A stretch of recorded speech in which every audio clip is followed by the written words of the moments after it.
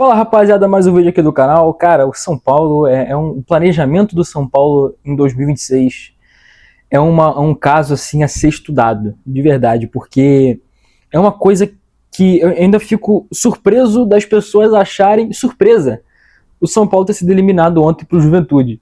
E por que eu digo isso? Porque é uma coisa que vem sendo plantada, vem sendo semeada há muito tempo, e uma hora a bomba ia explodir, né? E calhou de ser ontem, né? E aí a culpa, obviamente, é do técnico, né? Enfim, vamos entrar nessa mesma história, nessa mesmice de sempre, em que o caos acontece fora do clube, o caos acontece em todos os aspectos dentro do clube e o culpado é o técnico. Enfim, vamos falar sobre o jogo do São Paulo, na eliminação do São Paulo ontem contra o Juventude. Vamos falar também um pouquinho da classificação do Vasco em cima do Paysandu e também da renovação de contrato da Seleção Brasileira, né, da CBF, com o Carlo Ancelotti até a Copa de 2030, tá? Vamos falar sobre isso. Primeiro, já começando a falar de São Paulo, né? Comecei já abrindo o vídeo falando sobre isso, então vamos falar sobre São Paulo. Cara, o presidente Maci Júnior, ele assume, tem aproximadamente 3 meses, né? Que ele assumiu São Paulo. Foi ali mais ou menos em fevereiro, né, no mês de fevereiro ali, que ele assume o São Paulo, né? E ele já era vice-presidente, enfim, e agora assume como presidente do São Paulo em definitivo. E, cara, a primeira grande ação dele no clube, ele achou que seria uma grande ideia, que demitir o técnico atual seria uma boa escolha. Ele achou que seria uma boa ideia demitir o técnico de São Paulo no momento em que ele mesmo disse que o São Paulo não tem dinheiro. E olha que eu não estou dizendo do Roger Machado, tá? Estou falando aqui que o presidente demitiu o Roger Machado, mas ele não estou falando do Roger Machado, estou falando lá do Hernan Crespo, que estava fazendo uma campanha excepcional até o momento. Tinha ali um deslize ou outro, mas são, como eu posso dizer, são oscilações comuns de um trabalho que é recente. Então, você não pode chegar, querer que um técnico chegue e já saia ganhando 20 vitórias consecutivas, 30 jogos sem perder. Não é assim que funciona, tá? E o Hernan Crespo estava fazendo um trabalho muito bom no São Paulo, tanto que era líder do Brasileirão naquele momento, né? Deixou o São Paulo na liderança do Campeonato Brasileiro. Hoje o São Paulo está cada vez pior na tabela do Campeonato Brasileiro, né? Só tem ladeira abaixo ali. E o São Paulo está eliminado da Copa do Brasil. Na Sul-Americana ainda está vivo, né? Ainda tem chance. Mas ainda assim a situação não é das melhores. Enfim. Ou seja, a grande questão é por que demitiu o Hernan Crespo? E aí eu bato nessa tecla novamente porque semana passada, uma semana antes do técnico Roger Machado ser demitido, né, depois da demissão ontem, depois da eliminação ontem, foi vazado um áudio do presidente Maci Júnior dizendo que o São Paulo não tem dinheiro, então por isso não podemos demitir o Roger Machado, porque não tem dinheiro. Mas, desculpa, o presidente, mas tem dinheiro sim. Como é que você demite lá atrás o Hernan Crespo com uma multa alta, porque a multa do Crespo não era baixa, tá? Você demite o técnico que estava com um trabalho bom, que não estava sendo criticado pela grande maioria da torcida, tá? É bom frisar isso, que o Hernan Crespo não estava sendo tão criticado pela torcida. Você demite o técnico e vai dizer que não tem dinheiro? Desculpa. Então, você está dando um calote, você está deixando de pagar, e provavelmente está acontecendo, tá? A gente sabe como é que funciona aqui no futebol brasileiro. E aí, contrata o Roger Machado, que já é um técnico muito contestado, principalmente por mim, tá? O Roger Machado não fez absolutamente nenhum trabalho decente nos 6 clubes que ele passou do G12, né? Já passou por Internacional, já passou por Fluminense, já passou por Palmeiras, e nenhum dos 12 clubes, dos 6 clubes que ele passou do G12, ele fez um bom trabalho. No máximo, estourando ali o início do ano do Internacional, que depois, ainda assim, foi só ladeira abaixo, o Internacional quase foi rebaixado naquele ano, né? no ano passado, perdão. E aí, cara, fica a grande questão. Que planejamento é esse que você contrata um técnico que não tem um trabalho decente, um trabalho assim, que mostra, caraca, pô, esse cara aí pode mudar o rumo do São Paulo. Sabe, não tem um. E aí, você contrata o Roger Machado. Beleza. Aí tá. Aí, o São Paulo, no primeiro jogo, no jogo de ida, tá? Primeiro que o São Paulo já estava tendo muitas oscilações, atuações ruins, tá? E aí, no jogo de ida da Copa do Brasil, São Paulo vence por 2-1 do Juventude, mas um resultado que poderia ser muito maior. Com todas as chances que o São Paulo perdeu naquele jogo, o São Paulo já poderia ter goleado, poderia ter uma vantagem muito maior do que foi o 2-1. 2-1 ficou muito barato para o Juventude naquele jogo. E para o São Paulo custou muito caro, porque perdeu muitas chances, perdeu muitos gols, chances claras até. E aí no jogo de volta, o São Paulo já começa jogando pior do que o Juventude, o que já era até de se esperar, porque o Juventude em casa a gente sabe que pode estar na Série B, pode estar onde for. No Alfredo Jaconi é outra história, a gente sabe que o Juventude é muito forte dentro de casa. E aí, o Juventude começa o jogo melhor do que o São Paulo. E aí, vem o grande clímax da partida do torcedor do São Paulo no jogo, que é a lesão do Luciano, né? O Luciano sai machucado e entra o Ferreirinha. E aí, com 1 minuto dentro de campo, acho que até menos, tá? De 1 minuto dentro de campo, ele teve a brilhante ideia de agredir o jogador adversário com um tapa, um soco, enfim. Obviamente, foi expulso com 1 minuto aproximadamente dentro de campo, talvez até menos, tá? Não cheguei a contar. Ou seja, prejudica o São Paulo, e é bom frisar aqui de novo, eu falei, o São Paulo já estava pior dentro do jogo. Com a expulsão, piorou ainda mais. E aí, com a expulsão, o Juventude foi lá, fez o primeiro, depois fez o segundo, e chegou até próximo de fazer terceiro e até quarto. Tá? Mas o Juventude consegue fazer... ficou próximo de fazer até 4 ou 5, porque o Juventude faz o terceiro, né? E aí, elimina o São Paulo pelo placar de 3-1 lá no Alfredo Jaconi. E aí fica a grande questão, será que a culpa realmente é do Roger Machado? Porque sim, você pode contestar o trabalho dele, você pode criticar, mas o treinador tem tanta culpa assim no time ter perdido tantas chances no primeiro jogo?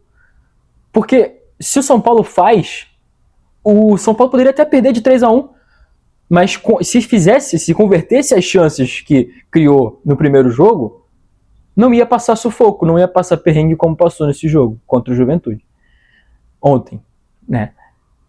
Ou seja, será que é mesmo culpa do técnico? Fica aí o questionamento, e mais uma vez, não estou dizendo que o São Paulo, o trabalho do Roger Machado é para se aplaudir, longe disso. É para ser criticado, é para ser questionado. Agora, você demitir o técnico 1 semana depois de você dizer que não tem absolutamente nada de dinheiro, não tem nada, não tem dinheiro nenhum, será que essa é a melhor solução para o São Paulo no momento? Enfim, agora vamos ver.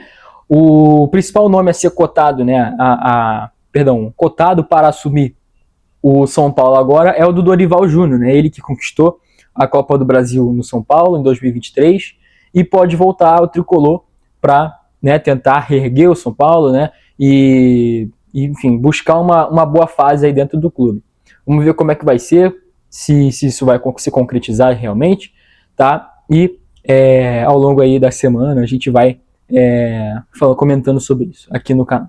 Beleza? Bom, vamos fechar o assunto de São Paulo, vamos falar agora da classificação do Vasco da Gama, né, na Copa do Brasil, a eliminação do Paysandu e também de Carlo Ancelotti. Primeiro eu vou falar do Vasco, né? O Vasco se classifica, não vou dizer sem sustos, tá? Mas até com uma certa, com menos preocupação do que geralmente tem, né?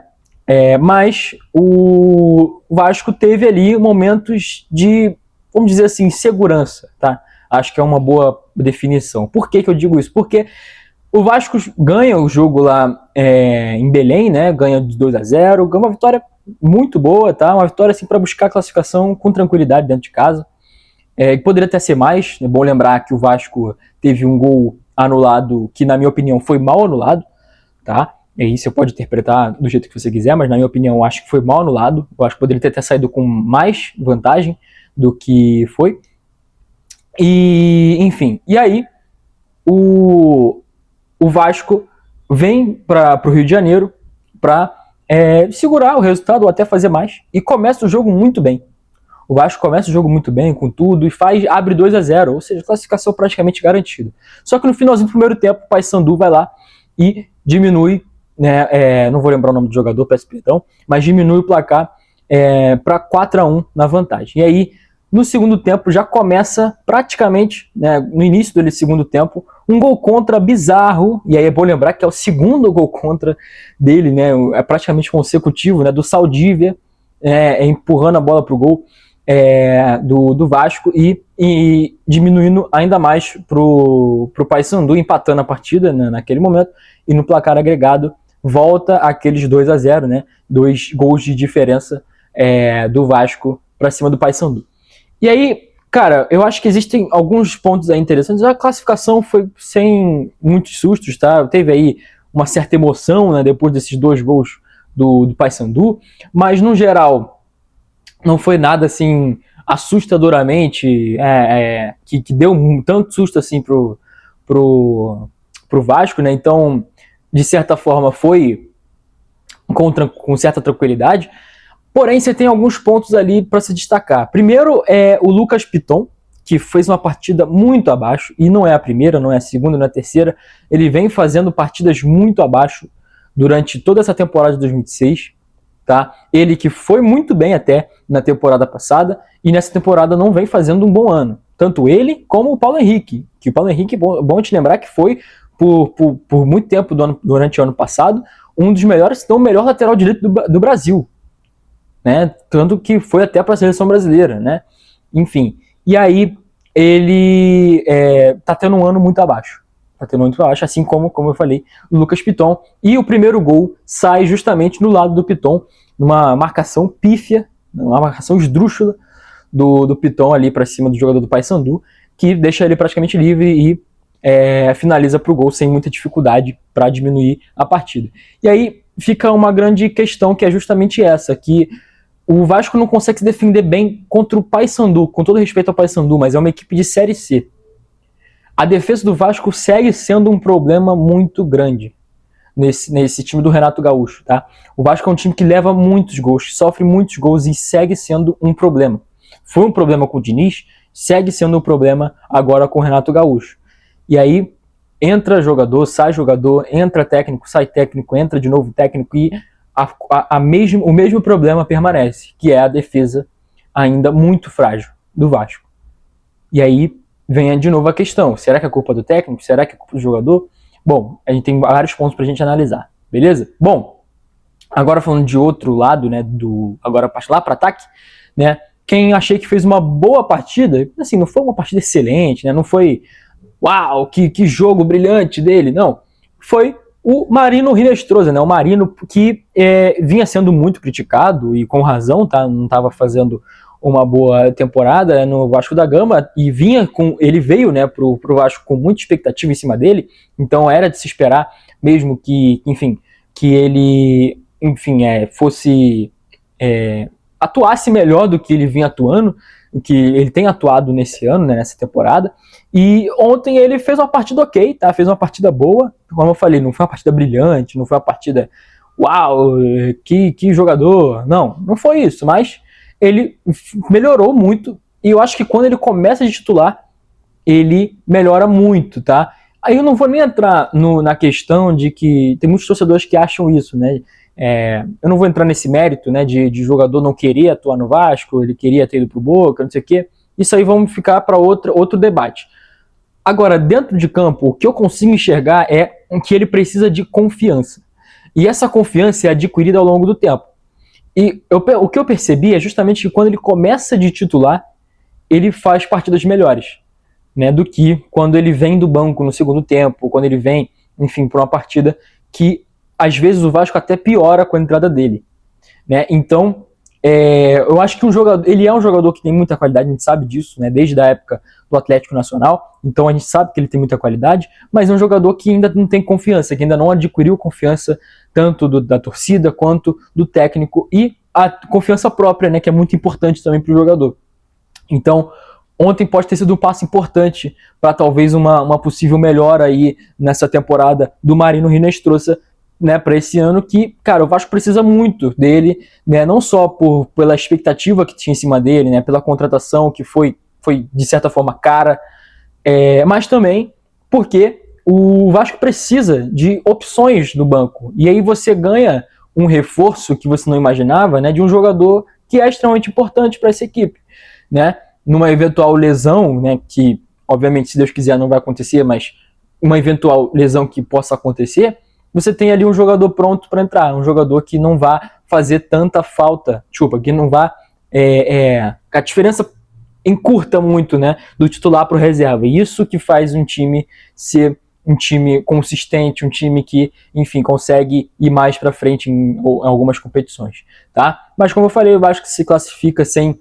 muito susto e fez uma classificação aí já esperada para cima do Paysandu. Agora vamos ver como que vai ser na próxima fase, beleza? Bom, para fechar o vídeo de hoje, vamos falar do Ancelotti, ele que renovou, né? Não vou nem falar de convocação e pré-lista, isso aí é assunto para outro vídeo, tá? Aí, final de semana, a gente vai ter bastante conteúdo sobre Copa do Mundo, sobre convocação, até porque segunda-feira é meu aniversário e também é o dia da convocação da Copa do Mundo, obviamente um dia muito esperado, que é o meu aniversário, né? Brincadeira, eu tô falando sério, que é o dia da convocação para a Copa do Mundo, então todo mundo ligado, será que o Neymar vai, Neymar não vai? Bom, vamos falar disso em outro vídeo. Primeiro, vamos falar justamente sobre isso.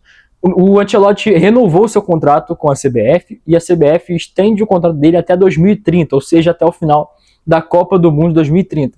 E, cara, eu achei uma bola muito dentro da CBF, do presidente Sami Chaldi, porque, cara, eu achei um passo muito pra frente, né? Uma coisa que, cara, vale muito a pena a gente pensar nisso, porque, presta atenção, quando você contrata um técnico para uma seleção, para um time que seja, eu sou muito a favor da longevidade. E você dar tempo ao técnico aí, dar um planejamento para ele. E não adianta você querer que um técnico que, por mais renomado que seja, como é o Carlo Ancelotti, que talvez aí um dos técnicos mais vencedores da história do futebol, né? Não precisa nem falar do quão renomado é o Carlo Ancelotti, um cara tão renomado assim, ele não tem continuidade, não tem planejamento nenhum, vir para solucionar o problema do Brasil, que são vários, existem várias camadas nesse problema. E aí, ou seja, você não dá planejamento, não tem planejamento claro ali. Ele entrou em 2024, se eu não me engano, né? E praticamente, não, 2025, né? Início de 2025, se eu não me engano. E, ou seja, faltando 1 ano e meio para a Copa, muito pouco tempo, né? Um ciclo de Copa do Mundo. A gente vê, por exemplo, a seleção francesa, que é a grande favorita, na minha opinião, para levar esse título de Copa do Mundo. É um ciclo de quase 14 anos, né? Com o Didier Deschamps. A gente vê uma Espanha que já está com o mesmo técnico há 2 Copas do Mundo. A gente vê outras seleções também, a Argentina que está... Tudo bem que a Argentina foi um caso à parte, né, com o Lionel Scaloni, mas ainda assim está tendo um ciclo, por mais que seja um ciclo um pouco perturbado, mas é um ciclo com planejamento, né? E, enfim, o Brasil não tinha isso. O Brasil estava com um ciclo muito perturbado, um ciclo muito bagunçado, sem planejamento nenhum. Sai, entra técnico, vem técnico brasileiro, técnico dividindo clube e seleção ao mesmo tempo. Ou seja, uma bagunça absurda. E aí chega o Ancelotti para tentar arrumar a casa, mas o tempo é muito curto. E, infelizmente, a gente tem muito pouco tempo. E imaginar um título, obviamente a gente vai torcer, a gente vai torcer muito para o Brasil chegar longe, mas um título de Copa do Mundo nessas condições parece inviável. Óbvio que futebol é futebol e tudo pode acontecer. E eu vou torcer para que aconteça, tá? Agora, a gente imaginar um título com tudo isso acontecendo é um pouco inimaginável.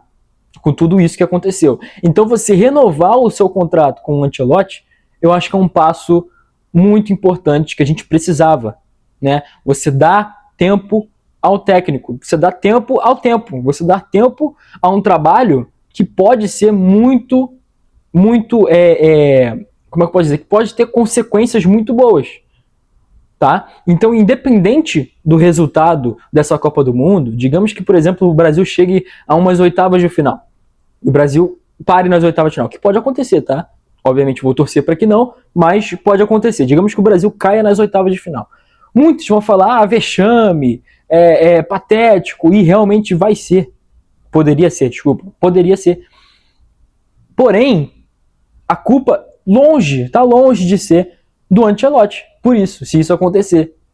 Entende? Então, você tem que dar tempo ao técnico, você tem que dar um planejamento, você tem que entregar o mínimo de planejamento para um cara desse que eu tenho certeza que tem condições, eu não vou dizer que vai ganhar, mas espero que ganhe, mas que vai ganhar a próxima Copa, não sei o quê. Não é isso que eu estou dizendo.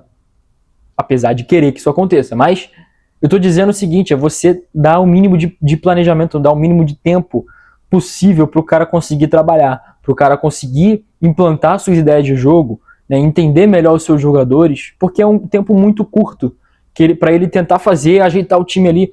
É igual você querer pegar 15 fones de fio embolado e querer que o cara vá lá e desembole tudo em 3 minutos. Tipo assim, é uma missão muito difícil, cara. É muito difícil. Dá pra você? Dá, mas é muito difícil, quase impossível. Então, a missão que o Ancelotti tem é muito difícil para essa Copa do Mundo. Agora, para a próxima, já tem um planejamento, já tem um caminho melhor a ser seguido. Então, é que eu bato palmas pro presidente Sami Khedira, para a CBF, que está fazendo até agora uma das melhores, pelo menos que eu vi, um dos melhores mandatos, né, de presidente da CBF até o momento, tá? Obviamente, vamos parar, vamos elogiar, né, enfim, aos poucos, porque a gente sabe como é que é, né?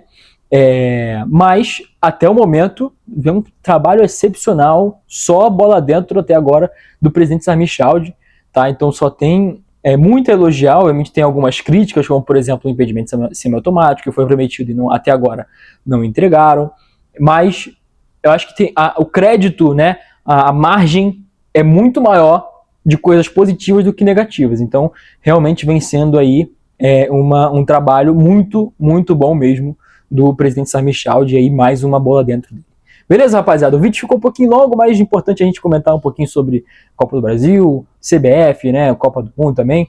E é isso. Valeu, rapaziada. Já a gente vai ter bastante conteúdo sobre Copa do Mundo, então fica ligado, se inscreve no canal e ativa o sininho para você não perder nenhuma notificação aqui do canal do PH, beleza? Se você não me conhece, meu nome é PH Miranda, né? Eu faço vídeo de futebol e alguns outros esportes também aqui no YouTube. Então é muito importante que você me siga nas redes sociais. Então, se você chegou até aqui, deixa seu like, se inscreve no canal e me segue nas redes sociais, tá aqui na descrição do vídeo. Muito importante para valorizar o meu trabalho. Beleza? Valeu, rapaziada. Tamo junto. É nóis.